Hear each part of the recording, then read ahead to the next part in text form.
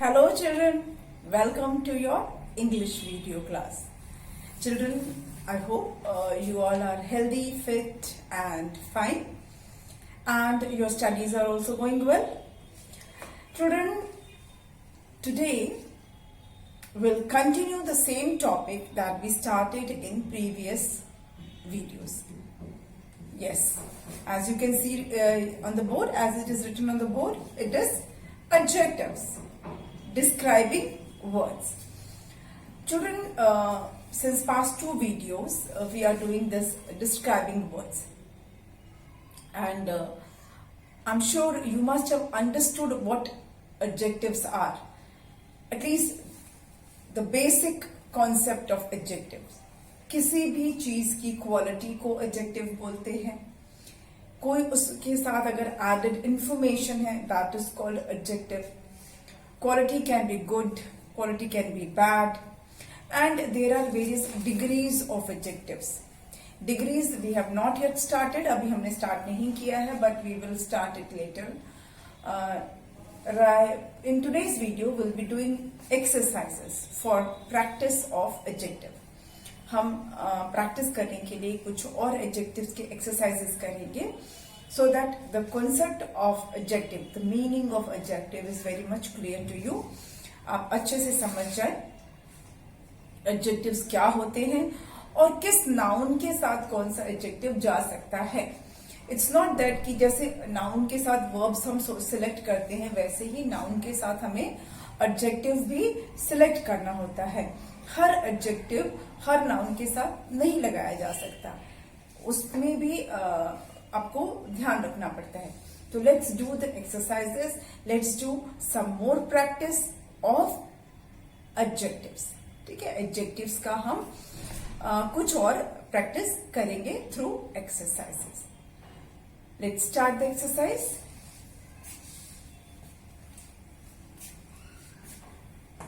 Fill in the blanks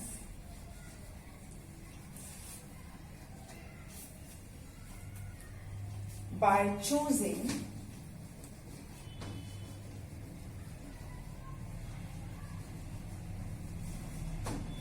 suitable adjectives.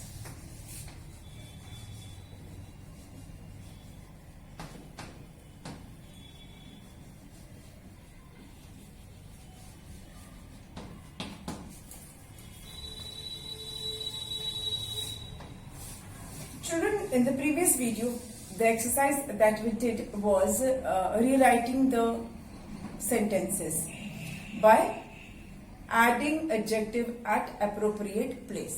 हमने इससे पहले जो एक्सरसाइज किया था उसमें आपको सेंटेंस को रीराइट करना था. जो सेंटेंस था उसमें कोई एडजेक्टिव नहीं था, बट ऑप्शन में एडजेक्टिव था.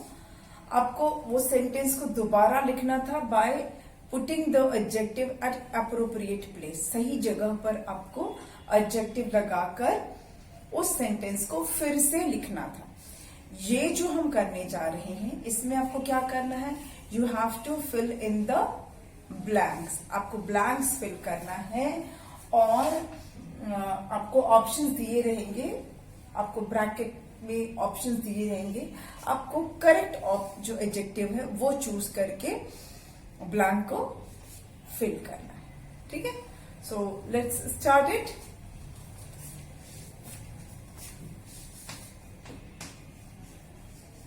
The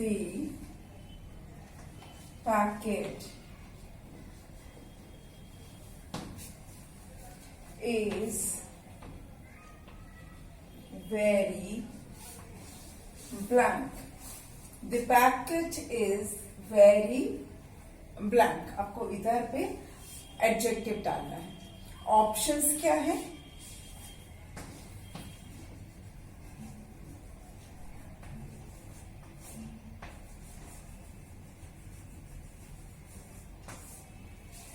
children, as I have told you that adjectives भी हमें नाउन के साथ सोच समझ के लगाना होता है. किसी भी नाउन के साथ कोई भी एडजेक्टिव नहीं लगता. ये मैंने आपको स्टार्टिंग में भी बताया था. जैसा वर्ब्स के लिए हम करते हैं कि सारे जो वर्ब्स होते हैं वो सारे नाउन के साथ नहीं सूट करते हैं। नाउन, हर नाउन के लिए भी सिलेक्टेड वर्ब्स होता है। उसी तरह से एडजेक्टिव्स भी सारे नाउन्स के साथ आप कोई भी एडजेक्टिव नहीं लगा सकते, उसके लिए भी प्रॉपर एडजेक्टिव्स होते हैं। ठीक है, तो जैसे यहाँ लिखा है द पैकेज इज, अब पैकेज जो है वो उसके साथ कौन सा एडजेक्टिव लग सकता है, हैवी या यंग? पैकेट तो यंग नहीं हो सकता क्योंकि पैकेट एक नॉन लिविंग थिंग है। तो नॉन लिविंग थिंग यंग या ओल्ड नहीं होता, न्यू या ओल्ड होता है, यंग नहीं होता। तो हम ये जो यंग एक एडजेक्टिव है बट वो पैकेट के साथ नहीं लगेगा, उसके साथ क्या लगेगा, heavy. The packet is heavy.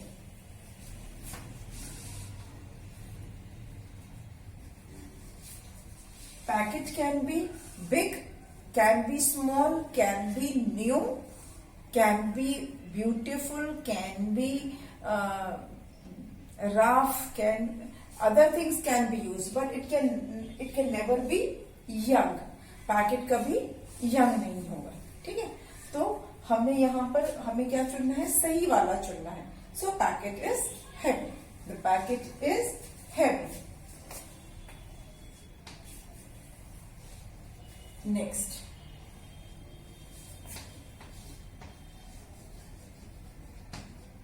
Delhi is a dash, a blank city.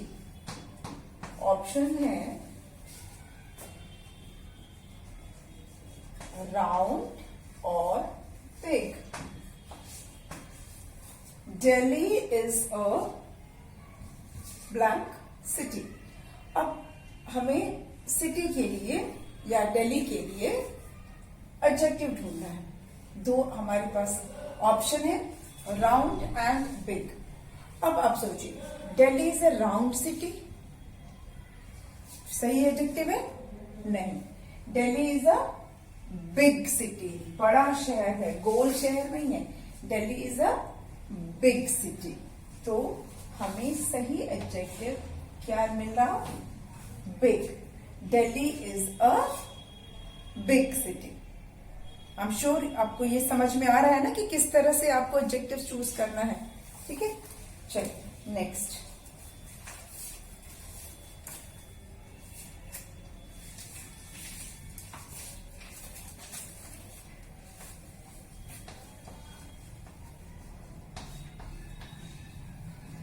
Respecting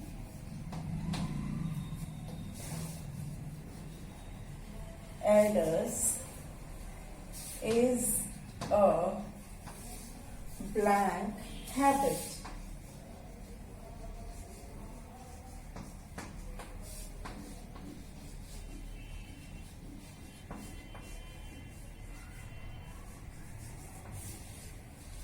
Now, as you can see, respecting elders is a blank habit. अब इधर भी देखिए, ऐसे तो हैबिट गुड और बैड दोनों होते हैं, हैबिट के साथ गुड और बैड दोनों ही लग सकता है, दोनों ही एडजेक्टिव्स हैबिट के साथ लग सकते हैं, है ना। आप गुड हैबिट भी बोल सकते हो, बैड हैबिट भी बोल सकते हो, बोथ आर करेक्ट। लेकिन अब हमें ये देखना है कि किसके साथ हम यूज कर रहे हैं, ये हमें रेस्ट ऑफ द सेंटेंस को भी ध्यान में रखना है। ठीक है, तो क्या है, रिस्पेक्टिंग एल्डर्स। अब यहां बात हो रही है बड़ों की रिस्पेक्ट करने की, तो वो तो हमेशा रिस्पेक्टिंग एल्डर्स हमेशा गुड हैबिट ही आएगा, it can never be bad habit. ठीक है, तो यहां पर हमें सही वाला क्या लेना है, हमें गुड हैबिट। ठीक है, got it.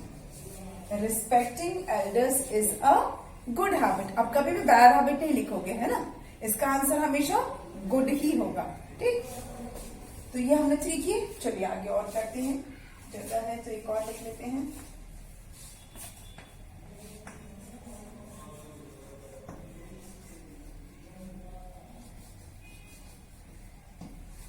The giraffe has a blank नेक, और ऑप्शन है हमारे पास लॉन्ग, शॉर्ट। अब देखिए यहां पर नेक जो है वो लॉन्ग भी हो सकता है, नेक शॉर्ट भी हो सकता है। Both adjectives are correct with neck. Neck के लिए दोनों एडजेक्टिव सही है, लॉन्ग एंड शॉर्ट।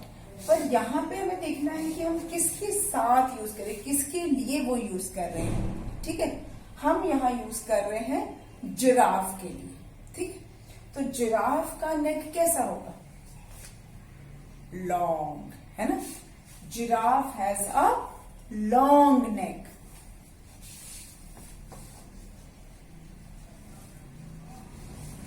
समझ में आया, जिराफ के साथ हमेशा लॉन्ग नेक वाला ही हम चूज करेंगे। हम कभी बोल सकते हैं giraffe has short neck, no, it will always be long. ठीक है, चलो next.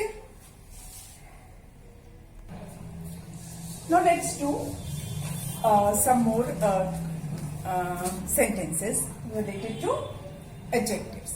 Okay, now let me erase this.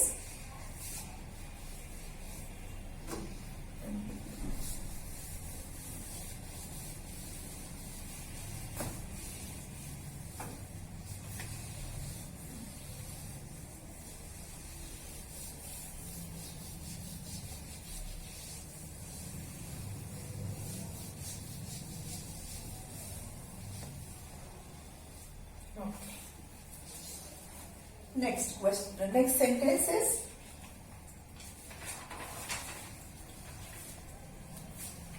number 5. When it rains, the roads get blank.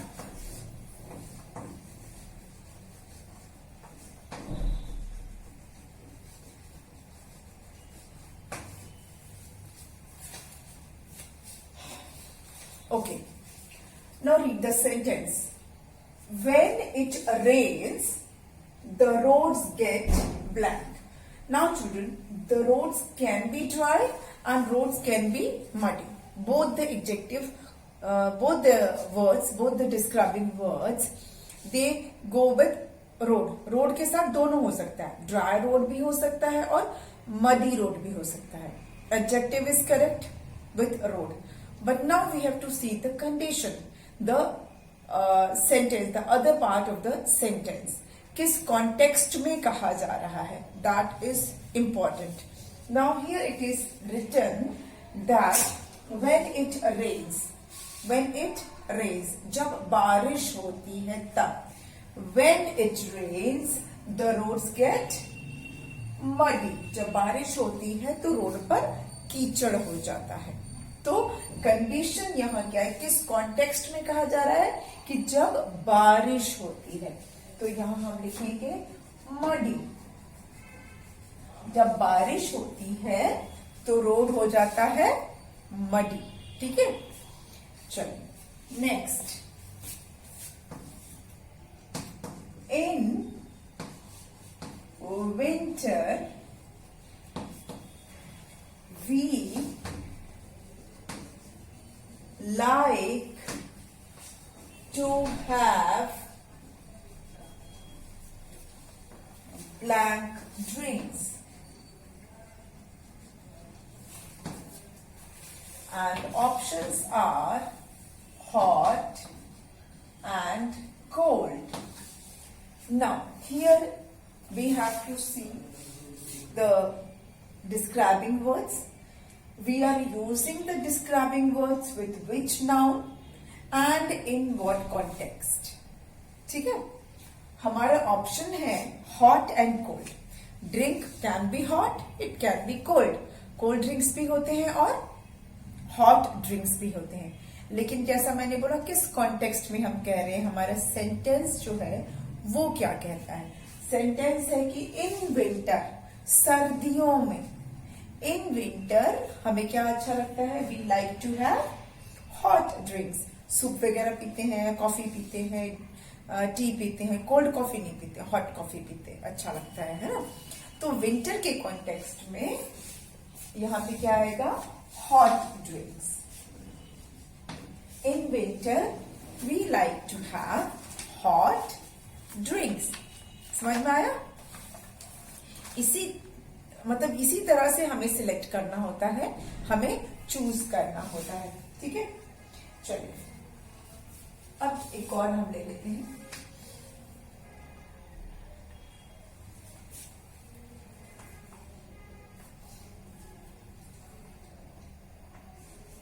Mister Ambani is a blank man.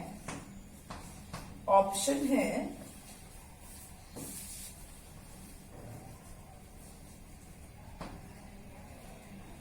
Rich,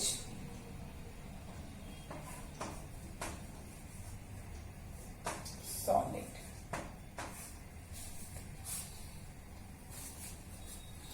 अब यहां पर अब देखिए, man के साथ हमें एडजेक्टिव यूज करना है। हमारे पास ऑप्शन है रिच और सॉलिड। कोई मैन सॉलिड होता है क्या? No. Things can be solid, liquid और गैस। ह्यूमन बींग्स नहीं होते हैं ना। वो हम अलग, कभी कभी हम प्रोनाउंस, हम कभी प्रोवर्ब वगैरह यूज करते हैं, दैट इज डिफरेंट। कहावतें और मुहावरों की बात नहीं हो रही है, but normally things can be solid, liquid और गैस। यहां पर हमें जो एडजेक्टिव ही देखना है वो मैन के साथ कौन सा एडजेक्टिव जा रहा है। We are not concern with the rest of the sentence. पहले तो हम देखेंगे किस नाउन के साथ हम यूज कर रहे हैं। We are using it with man, तो मैन सॉलिड नहीं होता। Man can be rich, can be old, can be young, can be poor, can be tall, short, handsome, smart, ये सब हम यूज कर सकते हैं। सॉलिड नहीं यूज करेंगे। तो the describing word solid does not go with noun man. यहां पर अगर हम बाकी का सेंटेंस नहीं भी देखें तो भी मैन के साथ सॉलिड वर्ड नहीं जाएगा। सॉलिड जो डिस्क्राइबिंग वर्ड है वो नहीं जाएगा। ठीक है। Mister Ambani is a rich man. Mister Ambani is a rich man. ठीक है। Next,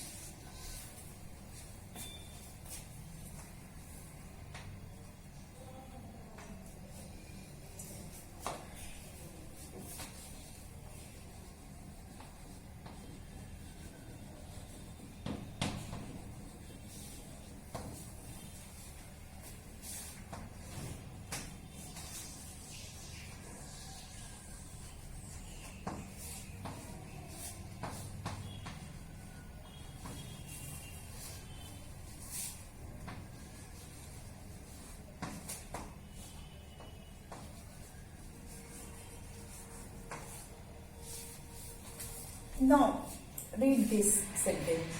Snow White was a blank princess. Now here we are talking about a particular princess. ऐसे किसी का भी नाम हम स्नो वाइट रख सकते हैं। कोई बिल्कुल नाउन तो कुछ भी हो सकता है। कोई भी चाहे तो गर्ल अपना नाम स्नो वाइट रख सकती है ना। ऐसा थोड़ी ना कि स्नो वाइट किसी एक का नाम होगा, दूसरा कोई वो नाम रख ही नहीं सकता, ऐसा तो नहीं है।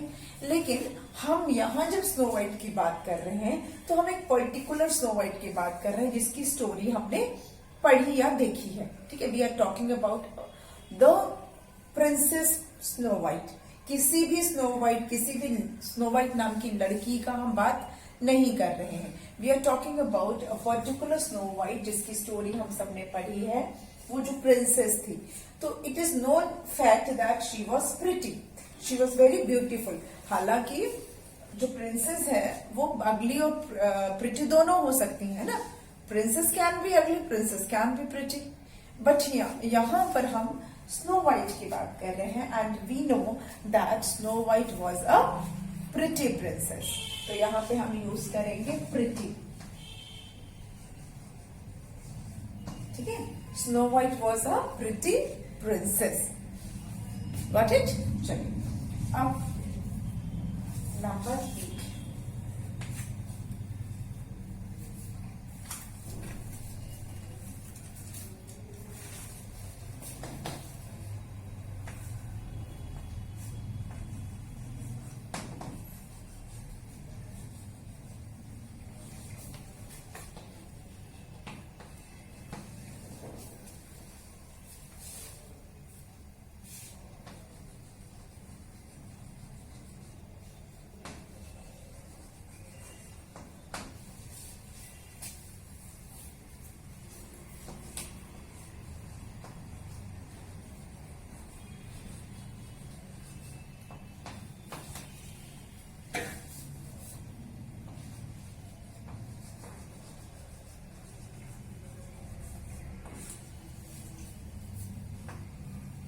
Okay, Taj Mahal is a blank monument.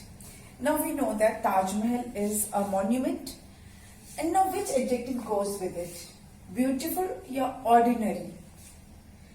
Normally हम क्या ताजमहल के लिए क्या यूज करते हैं एडजेक्टिव? ब्यूटीफुल.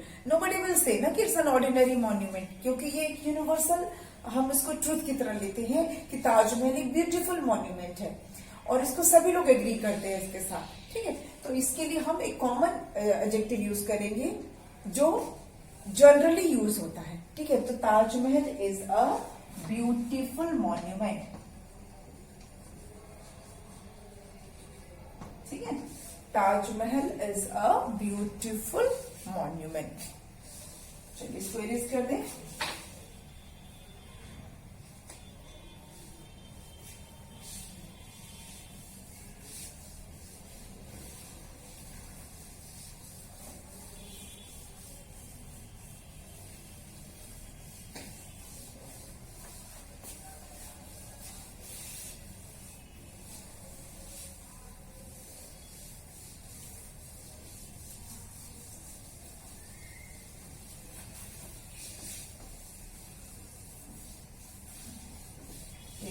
क्या बोलता हूँ कि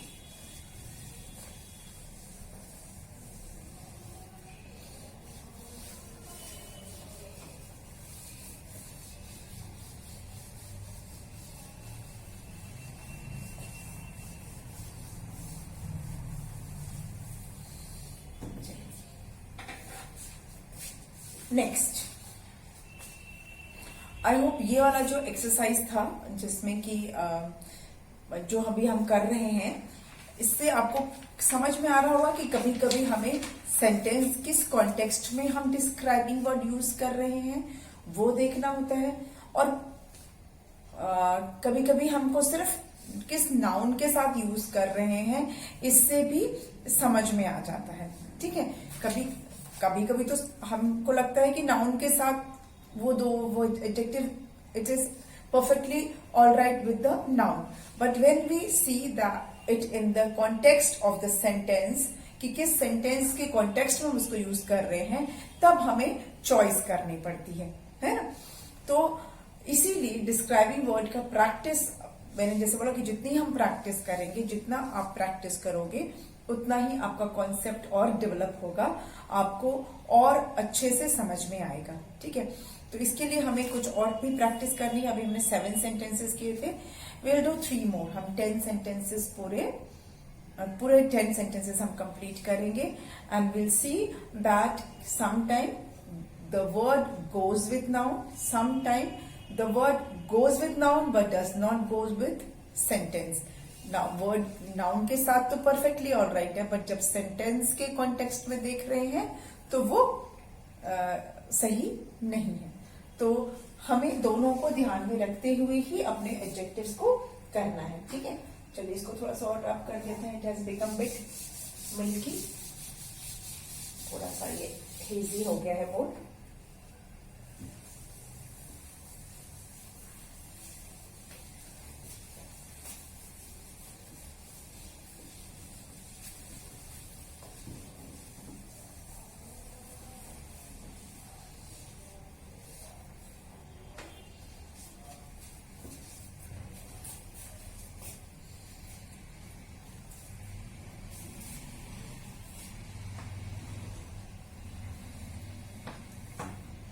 Number 8. we brush our teeth using dash. We brush our teeth using dash. Now options are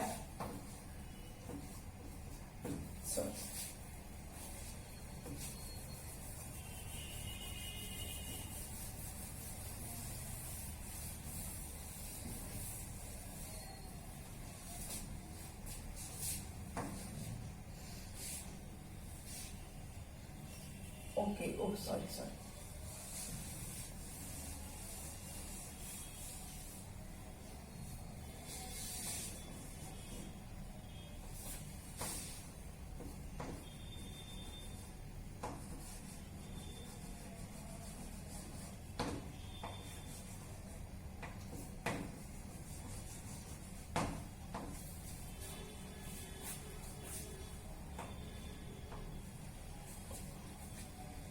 Brushing teeth makes them blank.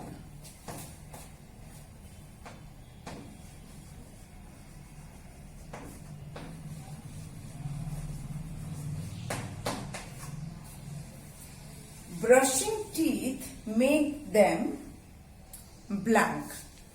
दांत को साफ करते हैं तो क्या होता है? दांत क्लीन होते हैं या डर्टी होते हैं? हियर वी नो दैट कि दांत साफ करने से, यहां पर देखिए कोई नाउन के साथ हम मैच नहीं कर रहे हैं. वी जस्ट नो कि जब हम दांत को साफ करते हैं तो दांत कैसे होते हैं, कौन सा एडजेक्टिव यूज करेंगे. Will make them clean. Clean is adjective. Clean teeth है ना. Brushing teeth will make them clean. Brushing teeth make them clean. यहां पर हमें कौन सा एडजेक्टिव यूज करना है? We know that brushing teeth will make the teeth clean and not dirty. Okay. Now number 9. ये 8 था and we'll do number 9. Okay. 9th number का सेंटेंस देखते हैं. Next, Mona has dash black hair. and options है हमारे पास long, white.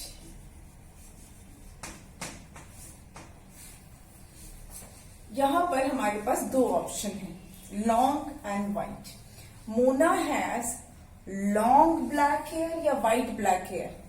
अगर white black पे होंगे तो हम व्हाइट ब्लैक नहीं बोलते ना, बालों के लिए हम ग्रे वर्ड यूज करते हैं. अगर जिसके बाल सफेद होते हैं तो उसके हम बाल नहीं बोलते कि योर हेयर इज व्हाइट, नहीं बोलते हैं, ग्रे हेयर बोलते हैं. तो व्हाइट यहाँ पर वैसे भी नहीं जाएगा, और क्योंकि हम पहले ही ब्लैक बोल चुके हैं तो व्हाइट नहीं बोलेंगे.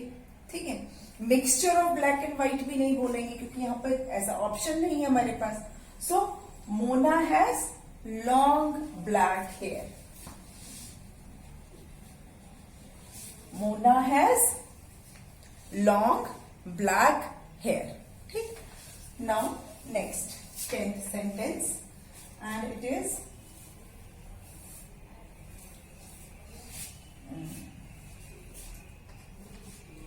next one is tiger is a dash animal.